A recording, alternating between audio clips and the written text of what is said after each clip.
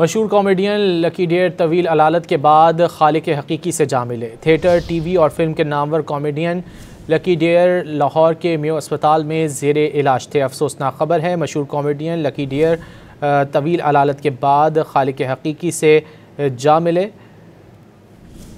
मज़ीद जान लेते हैं डॉन न्यूज़ के नुमाइंदे मोहम्मद कुर्बान से। कुर्बान, क्या तफसीलात हैं इस अफसोसनाक खबर की?